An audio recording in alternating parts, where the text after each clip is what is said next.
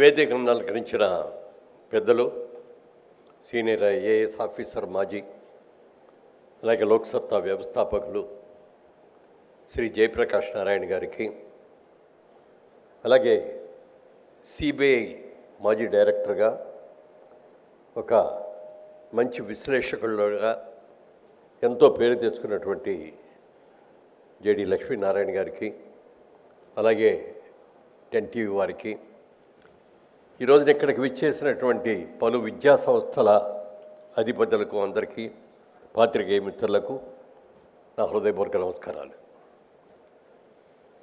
హైదరాబాదు ఎంత అభివృద్ధి చెందుతోందో మనకు అందరికీ తెలుసు.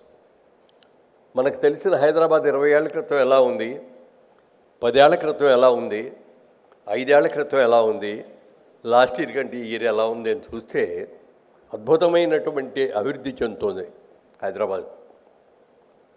ఇవాళ భారతదేశంలో ఉన్న ముఖ్య పట్టణాలలో చూసుకుంటే హైదరాబాద్ ఇవాళ 5వ స్థానంలో, 6వ స్థానంలో వచ్చింది. ఇవాళ ఔటర్ రింగ్ రోడ్లు కానీ, ఇంటర్నేషనల్ ఎయిర్పోర్ట్లు కానీ, అలాగే ఇంటర్నేషనల్ బిజినెస్ స్కూల్స్ కానీ ఎన్నో వచ్చినాయి. విద్యా సంస్థలు కూడా అద్భుతమైన విద్యా సంస్థలు వచ్చినాయి.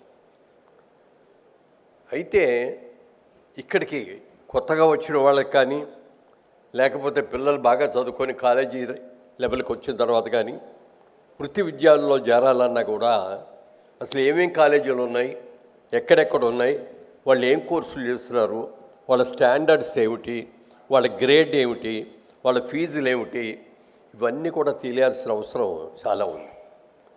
పేపర్లు చూసుకున్నో, లేకపోతే ఇంటర్నెట్లోకి వెళ్ళో, లేకపోతే ఇంకో చోట చూసుకున్నా కూడా ఇదంతా కూడా చాలా కష్టమైన పరిస్థితి.